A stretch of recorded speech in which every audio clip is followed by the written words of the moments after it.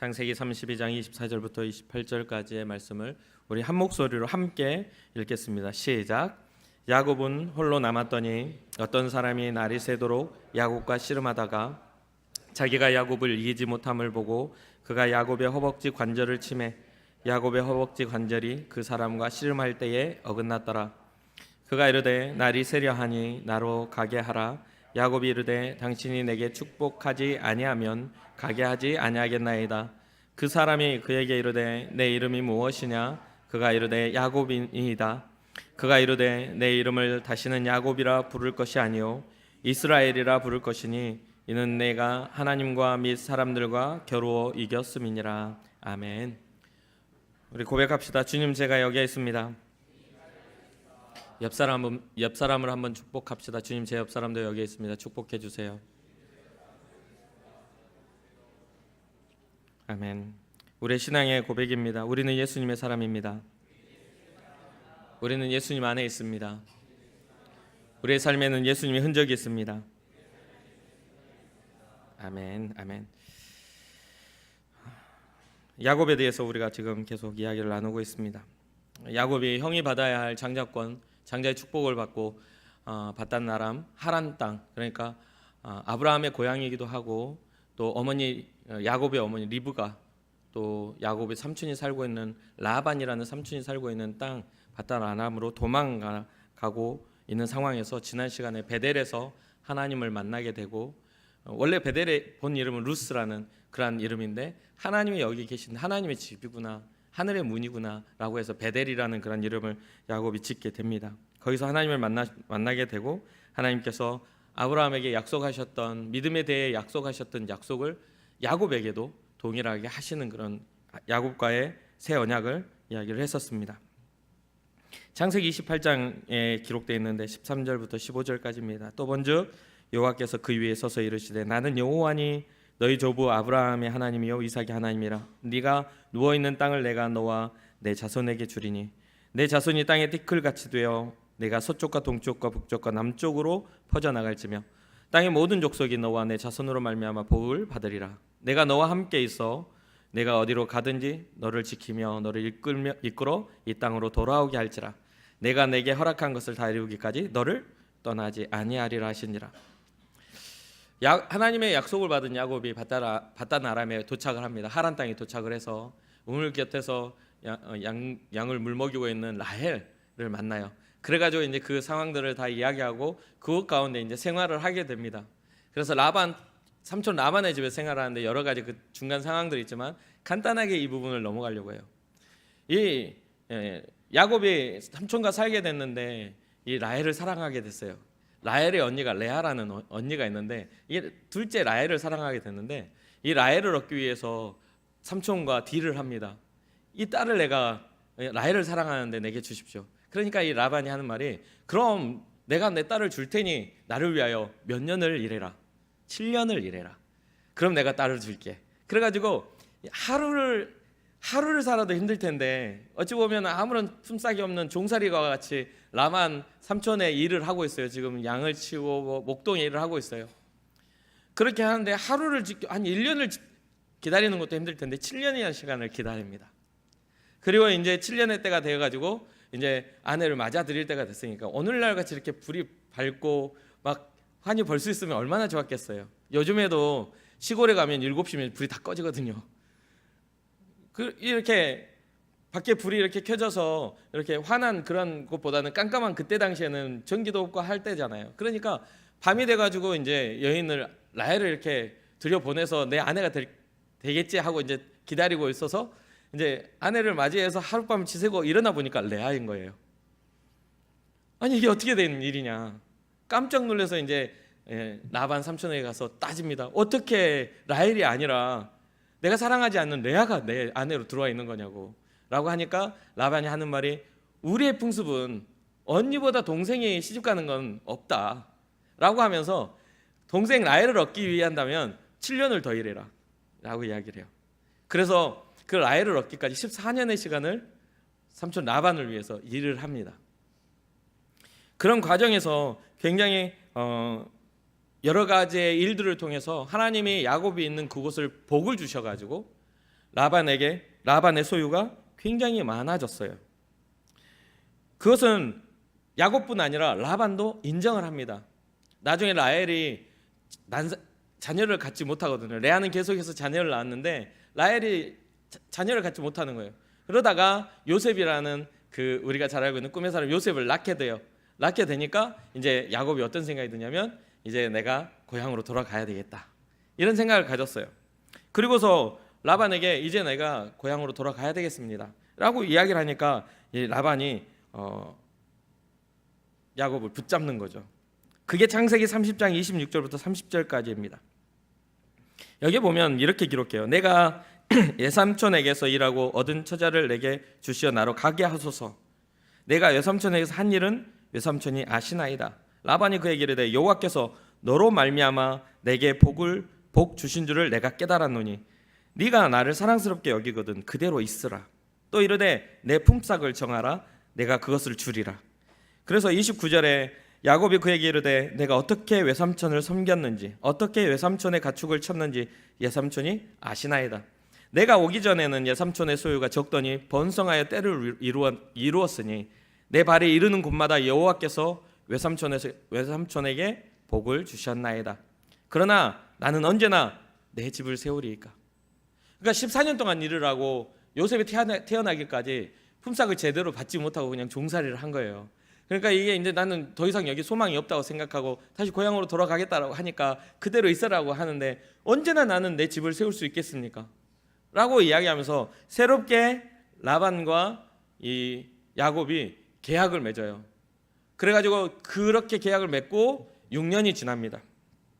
6년 동안 라반의 양떼를 다시 치게 됩니다. 나중에 이제 야곱이 6년 뒤에 많은 소유들이 막 생겨나요.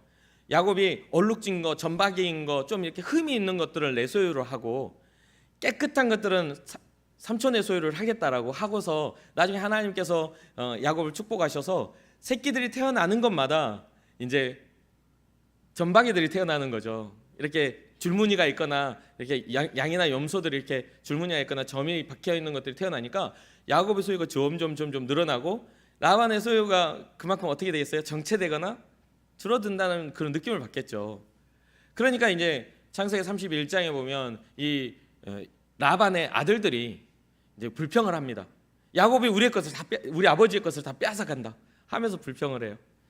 왜 그런 불평을 할까요? 나중에 자기 아버지의 소유가 자기네들의 유산 상속의 그런 재산이기 때문에 그걸 쳐다보고 있으니까 배가 뒤틀리는 거죠. 배가 아픈 거예요.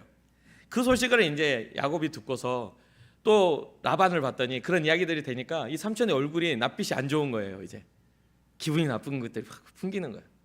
그래가지고 이제 그런 상황에서 여호와 하나님께서 야곱이 나타나셔서 이제 네가 고향 땅으로 돌아갈 때가 되었다.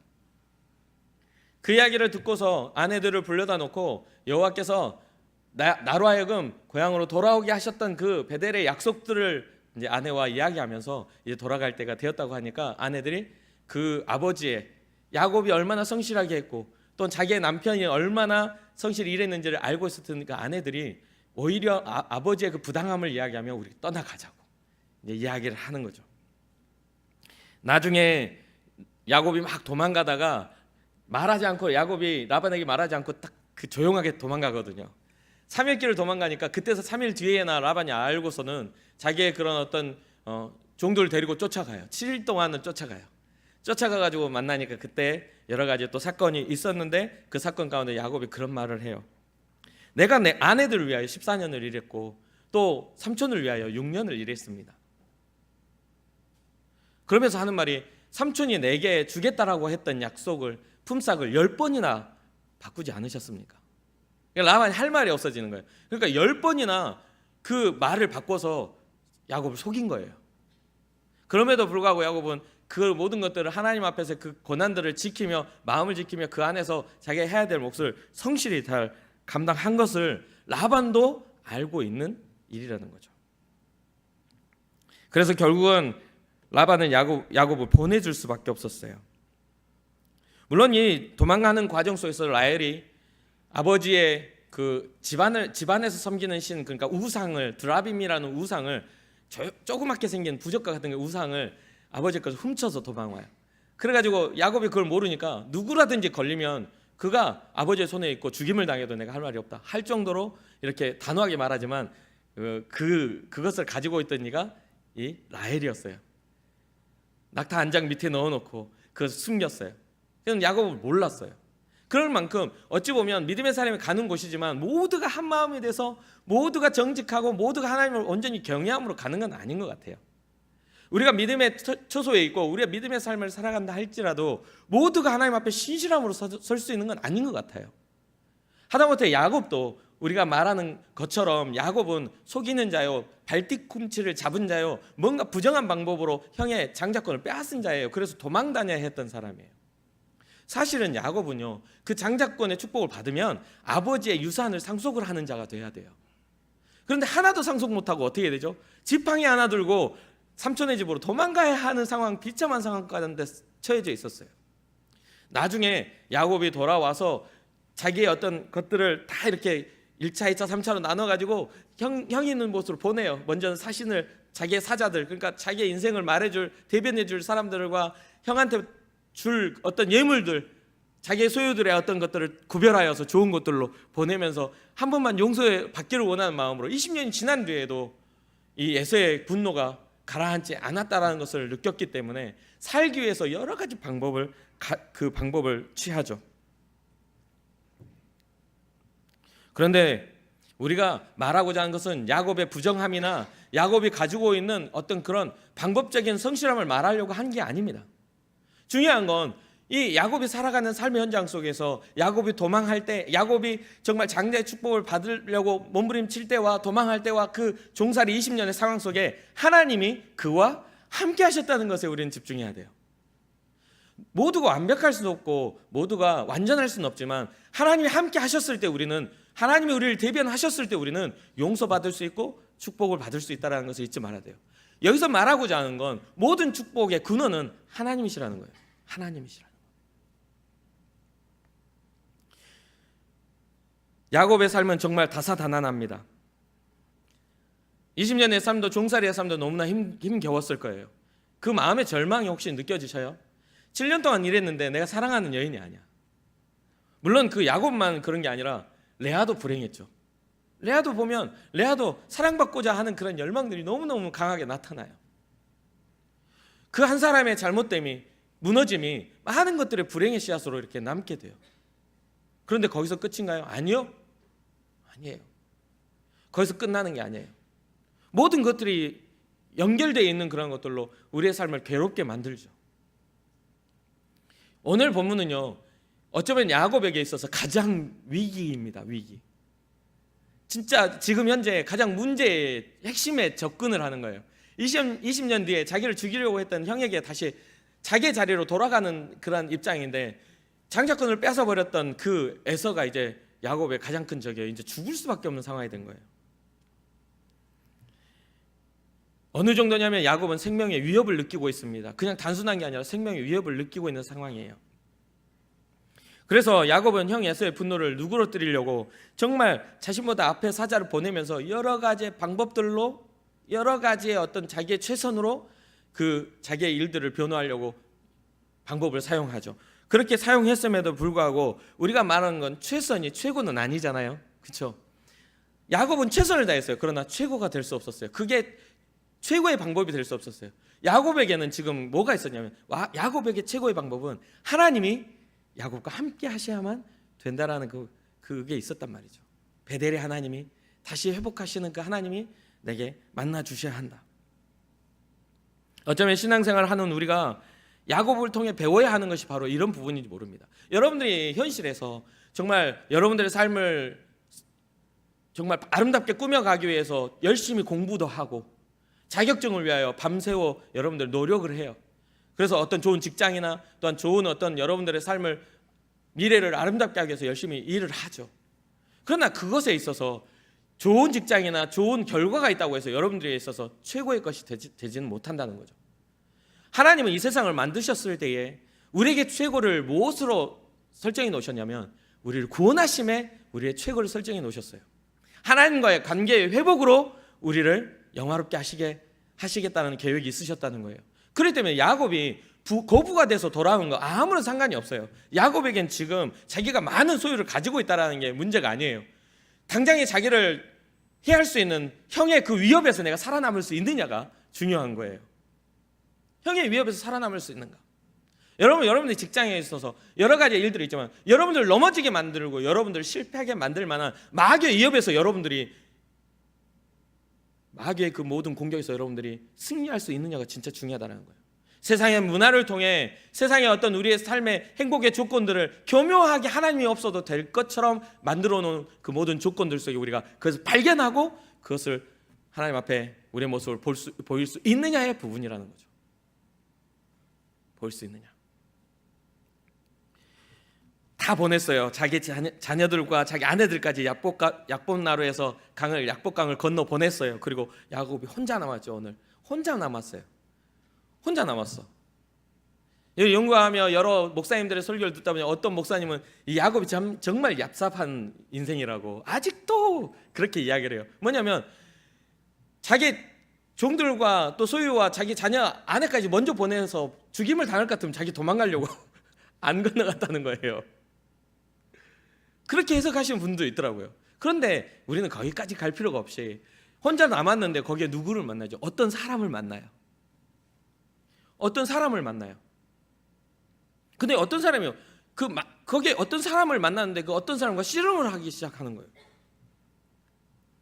여기서 말하는 씨름은 어떤 것이었을지, 우리나라처럼 전통 씨름 삿바잡고 막 이런 게 아니에요. 이 내용을 보면 야곱은 붙잡고 이 사람을 가려고 하는 거예요.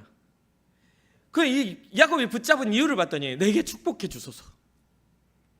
내게 축복해 주소서 이거예요. 그 뭐냐면 나 너한테 축복하기 싫어. 나라 좀. 왜 갑자기 나를 잡고 그래? 놓으라고. 아니면 나를 축복해 주소서.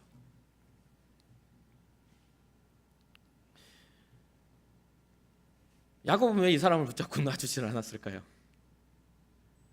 묘하게 이 32장을 보면요 1절과 2절에 단 2절에 나와 있는 게 있어요. 뭐가 나오죠? 마하나임이라는 하나님의 군대에 대한 이야기가 나와요. 딱 2절이 딱 나와요. 그리고 그 이후에 안 나와요. 이 32장을 보면 이 야곱이 약복강 나루의 그런 건너 이전에 이 야곱이 그곳을 향해 가다가 이 마하나임이라는 그 하나님의 군대를 만나는 장면이 딱 2절로 표현이 돼요. 거기에 대한 설명도 없어요. 하나님의 군대를 만나요. 고향을 향해 가고 있는데. 근데 약간 여기에서 약간 오버랩되는 게 뭐가 있나요? 하나님의 천사들이라는 그러한 것들이 언제 나타났죠? 베델의 환상 속에 사닥다리를 오르락내리락 했던 하나님의 천사들이 있었잖아요. 여기서 하나님의 천사들이, 하나님의 사자들이 나타나요. 무리를 지어 나타나요. 그런데 그때에는 하나님의 영광을 보여주는 천사들이었지만 지금은 하나님의 군대라는 뭔가 대신 싸우고 전쟁을 치르는 그런 느낌의 군대로서 나타나요. 그리고서 약복날에 누군가를 만나죠. 그리고 붙잡아요. 우리가 여기에 기록되어 있지 않지만 야곱에게 주어진 영적 분별의 영이 저는 있었다고 생각을 합니다. 아무나 붙잡고 몸부림치겠어요? 나중에 야곱의 고백을 보세요. 분이엘이라. 이 고백의 뜻이 뭐죠? 내가 하나님과 대면하였으나 생명을 보존받았다. 내가 하나님을 만났으나 내가 죽지 않았다. 이런 뜻의 분이엘이라는 단어를 써요. 뭐냐면 야곱이 이 사람을 붙잡은 것 자체가 내게 축복해 주소서 했던 것 자체가 그가 하나님이었음을, 그가 하나님의 권능이었음을 알아봤다는 거예요. 아무나 붙잡고 뭐 축복해 달라고 해가지고 되겠어요? 그걸 알아봤다는 거. 그 믿음의 눈이 열렸었다는 거죠. 그리고 그 믿음의 눈을 누가 열어주셨느냐? 하나님이 열어주셨다는 겁니다. 마하나임, 하나님의 군대를 보게 하시고 모든 인생의 과정 속에 라반의 고백을 통해 또 라반에게, 자기 삼촌에게 당당하게 말하며 하나님이 나와 함께 계셨음을 삼촌이 알지 않습니까? 삼촌의 소유가 적었으나 내가 이곳에 와서 일함으로 하나님이 내게 축복하심으로 삼촌의 소유가 많아지지 않았습니까? 옳다 맞다. 삶을 통해서 내가 너와 함께 하겠다는 하나님의 그 약속이 계속해서 이루어져 가고 있었음을 알고 있었다는 거예요. 그래서 야곱은요, 마지막 자기의 방법을 하나님 앞에 축복을 구하는 거였어요. 그것도 생명을 걸고 밤이 새도록. 이게 약복 나루의 철야 기도라고 말을 해요. 아주 위대한 철야 기도가 그곳에서 일어나요. 내게 축복하시옵소서. 싫다, 좀 놔라. 날 새겠다, 좀 이제 가야 된다. 내게 축복해 주시지 않으면 절대로 내가 놓지 않겠습니다. 그래서 허벅지에 환도뼈를 쳐가지고 다리에 탈골이 일어나서 야곱이 절름발이가 돼서 힘이 없었음에도, 다리는 뭐라고 하죠? 특히나 이 허벅다리의 힘줄은요, 힘의 상징이었어요. 그래서 이걸 쳐버렸다는 것은 힘이 빠져버리는 그런 상황, 힘을 전혀 쓸 수 없는 상황인데도 불구하고 야곱 끝까지 덤벼들어 그것을 붙잡고 내게 축복해 주시지 않으면 내가 절대로 놓지 않습니다. 그때에 그 사람이 야곱에게 너의 이름이 무엇이냐? 네 이름 뭐냐? 라고 묻습니다. 저는 야곱입니다. 속이는 자입니다. 남의 것을 가로채고 형의 발뒤꿈치를 잡은 자입니다. 그로 인해 20년을 괴로워했고 그로 인해 나의 삶이 괴로운 삶을 살아 이제는 하나님의 약속을 따라 다시 고향으로 돌아가는 비천한 자입니다. 내 다리에 환도뼈도 이제는 탈골되고 보잘것없는 인생으로서의 엎드려 자기의 이름을 말합니다. 그때에 그 사람이 말하죠. 이제는 다시는 너의 이름을 야곱이라 하지 말라. 이제는 너의 이름을 이스라엘이라 하라. 새로운 이름을 주셔요. 그러면서 하신 말씀, 네가 하나님과 및 사람들과 겨루어 이기었기에 이스라엘이라 하라. 이스라엘이라는 그런 선포를 하시며 야곱의 이름을 하나님과 겨루어 이긴 자라는 이름으로 바꿔주시죠. 그런데 여기에서 우리가 이스라엘 이름을 조금 더 넓게 생각해야 될 것 같습니다. 이스라엘이라는 이름을 조금만 더 좀 더 깊게 생각해 봅시다. 여기에서 야곱의 싸움이 파이팅이었나요? 그 사람을 이기기 위해서, 제압하기 위해서 싸운 것인가요? 제압하기 위한 싸움이 아니었어요. 괴로움 가운데 정말 포기하고 싶어도 포기하지 않고 끝까지 붙잡고 늘어져 뭘 받았죠? 축복해 주소서. 나를 축복해 주소서. 그게 뭔데? 나를 제발 축복해 주소서. 놔라, 좀 놔. 절대 못 넣습니다. 축복해 주소서. 내가 죽게 생겼습니다. 축복해 주소서. 제압하고 이기고 다툼을 일으키는 게 아니라 하나님께 은혜를 구한 싸움이었어요. 그래서 하나님 앞에 은혜를 구함으로 하나님이 인정한, 너가 하나님과 몇 사람과 싸워서 이겼구나. 내가 너의 이름을 이스라엘을 해줄게. 그리고 나중에 이스라엘의 이름은 어떤 이름이 되죠? 하나님의 이름을 대변하는 이름이 돼요. 거룩한 백성, 선민의 백성의 이름이 돼요. 나중에 다윗이 일어나서 이야기하죠. 골리앗을 향하여, 너는 창과 단창으로 내게 나아오지만 나는 만군의 여호와의 이름으로, 이스라엘의 하나님의 이름으로 내가 너에게 나아간다. 사랑하는 청년 여러분, 우리도 이러한 어떤 거룩한 하나님의 백성의 이름을 얻기 위해 우리도 몸부림쳐야 되지 않겠습니까? 쉽게 포기해버리는 그러한 삶이 아니라 내게 축복해 주소서, 내게 생명을 주소서, 하나님의 일을 할 수 있도록 내게 주님 말씀해 주소서. 조금만 해도 하나님 원망하는 사람이 아니라 20년 동안 괴로웠어도 주님, 축복은 주님께밖에 없습니다라고 다시 고백할 수 있는 신앙이 우리 가운데 있어야 되지 않겠냐 이 말이에요.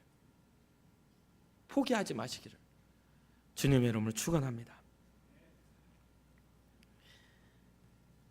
그렇게 이스라엘이라는 이름과 그 이름을 통해 이루어진 인류의 역사는요, 하나님의 위대한 구원을 이루어냅니다.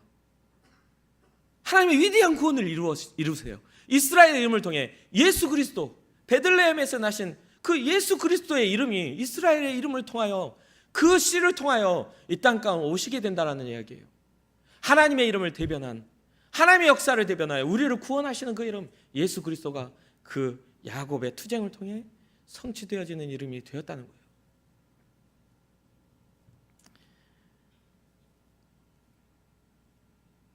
사랑하는 청년 여러분, 야곱은요, 생명의 위기 가운데 축복의 근원이 주께 있음을 알고 있었습니다.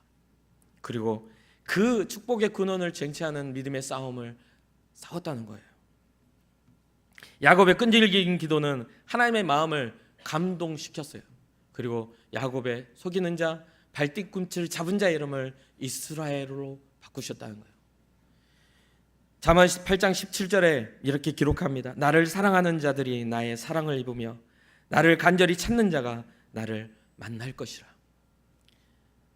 하나님을 사랑하는 자들이 하나님의 사랑을 입으며 하나님을 간절히 찾는 자들이 하나님을 만날 수 있다는 거예요.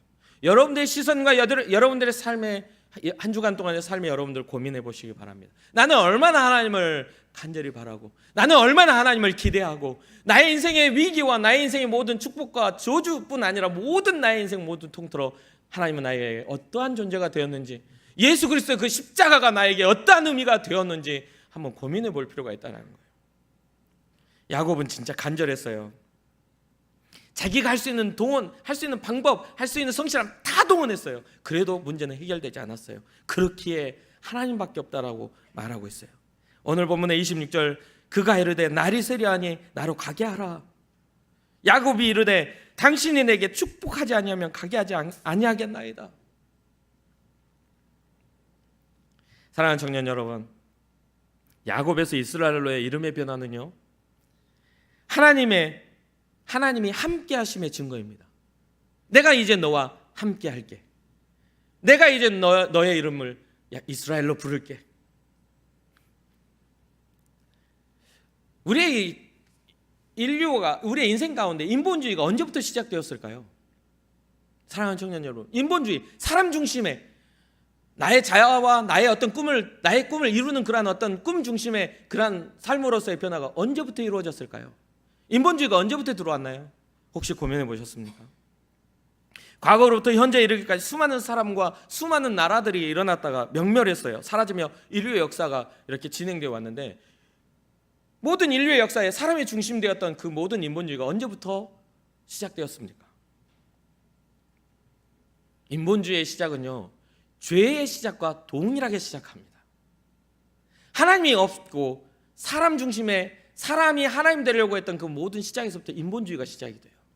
그리고 끊임없이 인본주의는 발전하여서 하나님을 사람에게서 배척시켜가는 과정 속에 수많은 우상과 수많은 문화와 수많은 사람들의 사상들이 세워져 왔습니다. 죄의 결과는 죽음입니다. 잘 알고 계시죠? 죄의 결과는 하나님이 심판이라고, 멸망이라고 정해 놓으셨어요. 하나님의 법칙이 그렇게 정해져 있어요. 우리가 인정하든 인정하지 않든 죄의 결과는 사망입니다.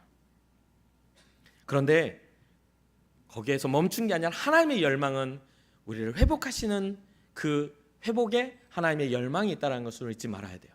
이미 정해진 죄로 인해 우리가 죽을 수밖에 없었다고 해서 망한 게 아니라 그것을 다시 회복시키시려고 하나님은 지금도 일하고 계심을 잊지 마시길 주님의 이름으로 축원합니다. 요즘에 청년들을 많이 만나요. 정말 최선을 다해서 내 삶을 꽉 채워서 청년들을 만나려고 몸부림쳐요. 그 중에 어떤 한 청년을 제가 만났는데 그 청년이 그런 이야기를 해요. 목사님, 제가 교회에 나온 지가 얼마 되지 않습니다. 얼마 되지 않았어요, 목사님. 그래. 잘하고 있다. 그랬어요. 그런데 이 친구가 하는 말이, 그런데 목사님 있잖아요, 하나님이 한 번도 저를 떠나신 적이 없다라는 걸 이제야 깨달았습니다. 단 한 번도 하나님이 나를 떠나신 적이 없다는 것을. 여러분들의 삶 속에 주님은 한 번도 여러분들의 삶을 떠나시지 않는다는 걸 잊지 마시기 바랍니다. 우리는 잊어버리고 망각하여도 하나님은 우리를 잊지 않는다는 거예요. 내가 너를 지명하여 불렀나니 너는 내 것이란다. 이스라엘아, 야곱아, 내가 너를 지명하여 불렀단다. 우리를 지명하여 부르신 이가 우리를 잊지 않고 계심을 잊지 마시길 주님의 이름으로 축원합니다. 나중에서야 우리는 깨달을 수밖에 없죠. 나중에서야 그랬구나라고 생각하겠죠. 그러나 주님은 여전히 우리와 함께 계시며 우리를 구원하시기 위하여 우리에게 말씀하고 계시는 줄 믿습니다. 하나님의 사랑은 완전합니다. 그러나 우리는 그렇지 못합니다. 아담처럼, 또 살인자 가인처럼, 또 우리가 오늘 살펴본 야곱처럼 너무나 부족함을 가지고 있어요. 이기적인 모습을 간직한 채 살아갑니다. 그게 우리입니다. 사람입니다. 그들만이 아니라 나도 그렇고 여러분도 그렇고 우리 모두가 그렇습니다. 이기적인 마음으로 하나님을 잊어버리고 살아갑니다. 어쩌면 사람들 중에 조금 더 숭고한 정신을 가지고 살아가는 사람도 있어요. 그럼에도 인간이 가진 죄의 속성은 달라지지 않습니다. 그것을 해결할 수 있는 방법은 사람에게 있지 않아요. 그 모든 죄를 해결하실 수 있는 분은 오직 예수 그리스도, 하나님의 아들 예수 그리스도밖에 없음을 잊지 말아야 된다는 거죠. 사랑하는 청년 여러분, 우리는 이 죄가 많은 우리는 구할 것은 하나님의 축복입니다. 야곱처럼 구하십시다. 주님 내게 축복해 달라고. 주님 지금 축복해 주시지 않으면 난 살 수 없습니다. 주님 내게 찾아와 달라고 고백하십시다. 어떻게 그게 가능합니까? 야곱에서 이스라엘은요, 하나님과 연합이라고 저는 말하고 싶습니다. 로마서 6장 5절에서 7절, 만일 우리가 그의 죽으심과 같은 모양으로 연합한 자가 되었으면 또한 그의 부활과 같은 모양으로 연합한 자도 되리라.